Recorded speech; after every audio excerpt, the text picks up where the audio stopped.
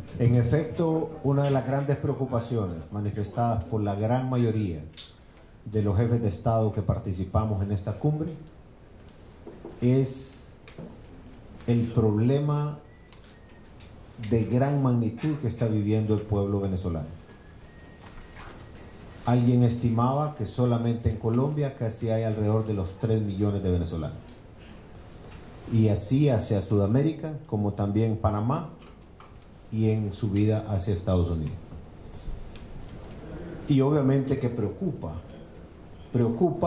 en el sentido de que es un modelo que nos ha evidenciado un fracaso rotundo. La falta de libertades, la falta de oportunidades, la falta de alimentación, la crispación a través de comandos que, de acuerdo a la información que nos fue presentada ahí, obviamente que preocupa. Una cosa es cómo recibamos la información aquí, a través de ustedes, los medios, o de nuestras oficinas diplomáticas.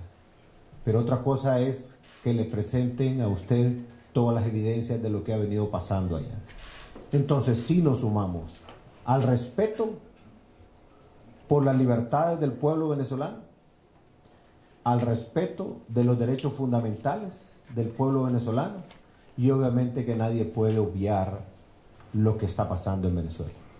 Ese es un tema que en cada reunión en la que yo participé estaba presente, fuera con los presidentes de los demás países o en reuniones bilaterales con congresistas, con senadores de otros países, con el sector privado, porque ha salido con un nivel de temor, ha salido huyendo mucho capital de Venezuela, tanto de venezolanos como también de extranjeros que estaban invirtiendo en Venezuela. Entonces, por el lado que usted lo mire, preocupa, y no podemos nosotros dejar de pronunciarnos. Sé que eso no le gusta al régimen venezolano, sé que por eso hacen resonar a sus contrapartes aquí en Honduras, pero cuando toca defender los principios y los valores por los que uno vive, hay que hacerlo. Y hay que adelantarse a prever qué hubiera pasado en Honduras si ese modelo se hubiera instaurado.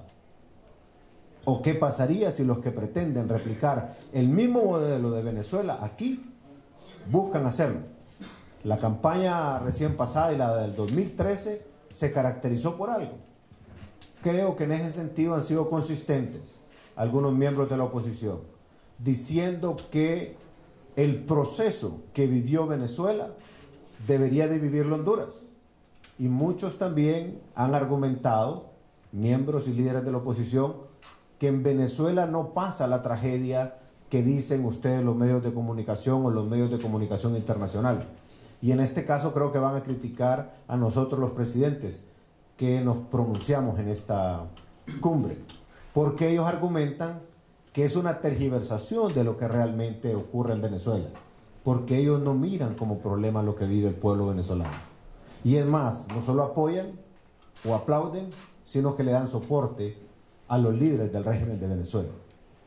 En ese sentido, yo no puedo menos que expresar mi preocupación y ser protagonista también de lo que podría ser un apoyo masivo humanitario a la gente en Venezuela que está viviendo hambre en este momento. Y en cualquier foro internacional también abogar por los derechos fundamentales del pueblo venezolano y que vayan a elecciones libres, transparentes, con la participación de todos, para que sea el pueblo venezolano el que se exprese y el que diga qué es lo que quiere. Yo creo que el diálogo ha sido algo aclamado por el pueblo hondureño. Después de que la oposición pidió a Naciones Unidas que participara para instalar la mesa del diálogo, lo hicimos a propósito, hacerlo de último nosotros, y solicitamos lo mismo. Se instaló la comisión en Naciones Unidas, ahí participaron líderes de la oposición, y esa misma comisión con el tiempo decidió que por ser temas que le corresponden al Congreso Nacional, muchas decisiones que tienen que ver con cambiar el modelo electoral, entonces que había que ir al Congreso. Y yo me he pronunciado de que eso también es válido, porque es el Congreso al final el que tiene que tomar decisiones, por ejemplo, si va a cambiar toda la estructura del Tribunal de Elecciones. Yo creo que debe de existir un nuevo modelo de identidad para los hondureños, no solamente porque es bueno para un nuevo proceso electoral transparente, sino porque es bueno para la seguridad de Honduras. Ese modelo es obsoleto, lo que tenemos ya. Está viciado. Necesitamos algo con tecnología de última generación, donde el hondureño esté bien identificado y que tengamos las medidas de seguridad que eviten suplantar la identidad de los hondureños por grupos extremistas de fuera de Honduras o grupos delincuenciales también fuera de Honduras y que son hondureños. Temas como segunda vuelta, temas como reformas profundas a la Constitución, temas como cualquier tema electoral pasa normalmente por la normativa que el Congreso debe aprobar. Entonces me pareció que es correcto. De tal manera que para mí cualquiera de esas dos opciones o cualquier otra que consideren los partidos políticos y la sociedad, bien hecho. Es un tema de dialogar, porque dialogando se entiende la gente. Ahora bien, los comandos solo los he escuchado yo con fuerza como evidencia de lo que ha ocurrido en Venezuela.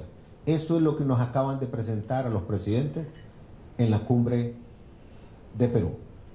Eso es parte del modelo venezolano. Cuando Honduras participó en el foro del Banco Interamericano de Desarrollo ante 1.500 empresarios del continente, si algo decían esos empresarios es cómo admiraban que Honduras hubiera avanzado en sus niveles macroeconómicos y cómo su economía iba creciendo durante los últimos 5 años a 3.7, cuando la mayoría de las economías del continente no han crecido a ese ritmo. Y entonces se miraba a Honduras como una opción importante de inversión. Yo no quisiera creer que lo que buscan los líderes de la oposición es diezmar el capital que Honduras ha ganado hasta ahorita en reputación para que vengan a invertir los inversionistas extranjeros o los nacionales, porque eso es lo que nos va a producir empleo, más y mejores ingresos para los hondureños. Logramos avanzar sustancialmente, pero no quisiera creer, repito, que los mensajes de ayer van encaminados a complicar el clima de negocios en Honduras. Yo les decía ante la propuesta que hizo el presidente Oliva del Congreso, entiendo que hizo una propuesta a través de preguntas, si era bueno una consulta o una reforma. Yo diría que todas las opciones que quieran presentar a la mesa del diálogo son válidas y hay que respetarlas. Lo que sí hay que cuidar es la estabilidad del país. Lo que sí hay que cuidar es el clima de inversión que hemos logrado. Y para eso se necesita que los debates sean de altura. No hay necesidad de estropear lo que ya hemos construido. Si se le da certidumbre al inversionista, si hay reglas claras, seguirán viniendo en más cantidades. Es impresionante cuando hablamos con inversionistas del continente, cómo miran a Honduras como uno de los lugares más propicios para la inversión. Cómo están viniendo de Asia. Acabo de hablar con el secretario de Cooperación de España. Muy claro en cuanto a las oportunidades de inversión en Honduras. Muy claro España en términos de seguir apoyando Palmerola como uno de los grandes ejes del gran sistema logístico de Honduras.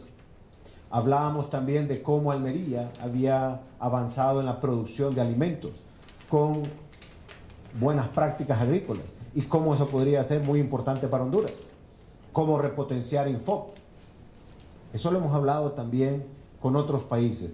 Pero repito, yo no quisiera creer que lo que están planteando en términos de hablar de insurrección, de revolución, de comandos, es hablar de violencia. Porque si eso es, me parece que el mensaje está claro, que le están apostando a hacerle daño a Honduras para ver si ellos tienen opción electoral. Antes de salir para el Perú, me reuní con la persona que tengo encargada de revisar toda esta propuesta es el viceministro Luis Suazo. La presentación que ya me hicieron, prácticamente la propuesta está completa. Esa propuesta, una vez que ya la presente yo al Consejo Nacional de Defensa y Seguridad, la voy a hacer del conocimiento de ustedes. Es una propuesta que incluye la participación de varias agencias del Estado con recursos especializados, con uso de mucha tecnología y sobre todo con mejores prácticas de otros países. Por eso es que era importante para mí estas reuniones en el Perú, para poder conversar a nivel de países del Triángulo Norte, Guatemala, Honduras, México, y también pedirle a Estados Unidos el apoyo, de tal manera que en los próximos días estarán viajando afuera del país este equipo que hemos conformado para ir puntualizando cómo vamos a tener más facilidad en la información. Por ejemplo, ustedes mismos han sacado reportajes.